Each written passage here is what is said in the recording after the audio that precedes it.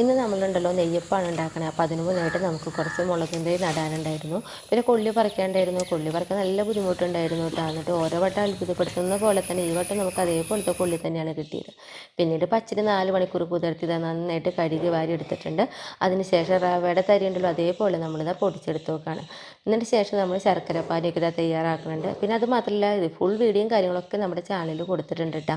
പിന്നീട് ഈ ശർക്കരപ്പാനി അരിച്ച് നമ്മളിത് മാവിലേക്ക് റെഡി ആക്കിയിട്ടുണ്ട്. ഈ മാവ് നമ്മൾ ഒരു 10 മണിക്കൂറെങ്കിലും നമ്മൾ ഏറ്റവും കുറവ് പുളിപ്പിക്കാൻ വേണ്ടി വെക്കണം. അതിന് ശേഷം നമ്മളിത് വെളിച്ചെണ്ണയൊക്കെ ചൂടായി വന്നപ്പോൾ നേരെ അതിലേക്ക് ഒഴിച്ചു കൊടുക്കുകയാണ്.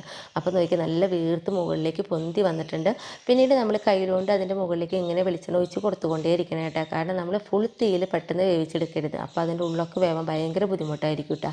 അതിന് ശേഷം അതിൻ്റെ അരിവും കാര്യങ്ങളൊക്കെ ഇതാ മുരിഞ്ഞ് വന്നപ്പോൾ നമ്മൾ വെളിച്ചെണ്ണയ്ക്ക് അടിയിലേക്ക് വാർന്ന് പോകാവുന്ന ഒരു അരിപ്പ പാത്രത്തിലേക്ക് ഇട്ട് കൊടുത്തേക്കാണ് കേട്ടോ. നല്ല സോഫ്റ്റ് ആയിട്ടുള്ള നല്ല ടേസ്റ്റുള്ള ഒരു നെയ്യപ്പം കൂടിയാണ് കേട്ടോ ഇത്.